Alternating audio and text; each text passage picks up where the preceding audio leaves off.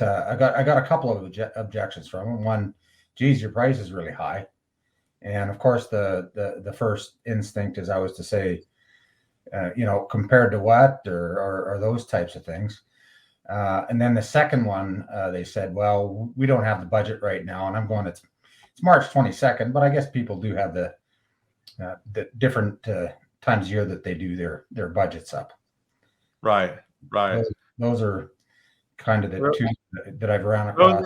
Those are pretty classic ones that most people who are out in the field are hearing a lot, especially now that we're living more in a commoditized world where the customer can't discern between the best choice for them.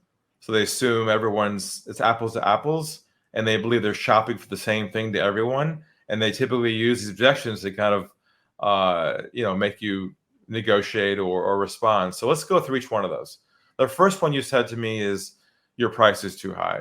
And that's a classic one. And typically when we get that from the old mindset, our response is to defend ourselves, explain why we're better, why we're worth it, or else come up with a classic response with, well, you pay for what you get for, or what were you thinking? And, what would be work for you? And then we either defend ourselves, fight, or we flight, we pull back, we try to negotiate down. Because all we know to do when we feel resistance is either overcome it or pull away from it.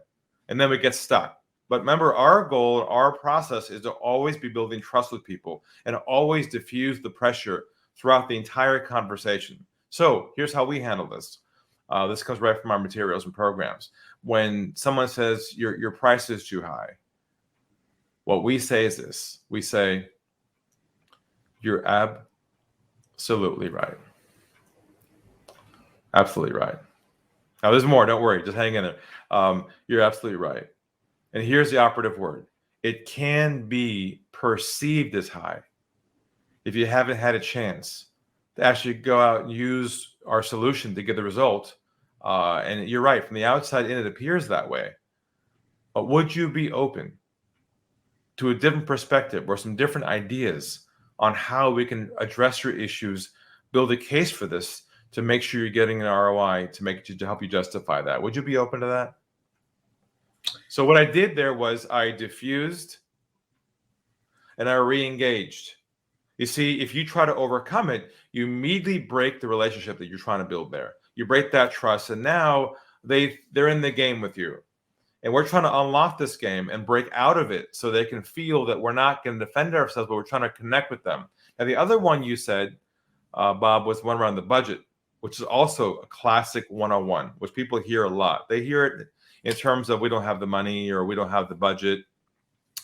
And the typical response to that is, what is the typical response? How would you respond to that if someone says to you, not the RE material, but how would you pre-RE respond to that if someone says to you, we don't have the budget?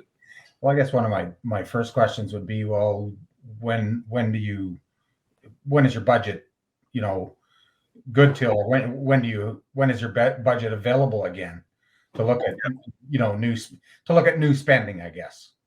Right. So we typically work off of what they say. So what I would say in this approach here with our model is, if someone says to you, we don't have the budget. And first of all, we don't know what the truth is behind that. One, maybe they do, maybe they don't. Two, maybe it's a way to get you off the phone. Three, who knows? We don't even know. It could be smoke screen for lots of things, right? Our goal here is to get to the truth, so we know where we stand. So in this case, if someone says we don't have the budget, what I might say is this. I might say, most of our clients don't have a preset budget for this, because budgets are typically for things that people already know and already use. When they're using new purchases, they have to kind of justify something new. Would you be open to us figuring out a way to build a business case for this, to see what the return on investment is, so it makes you can easily justify getting funds for this? Would you be open to that?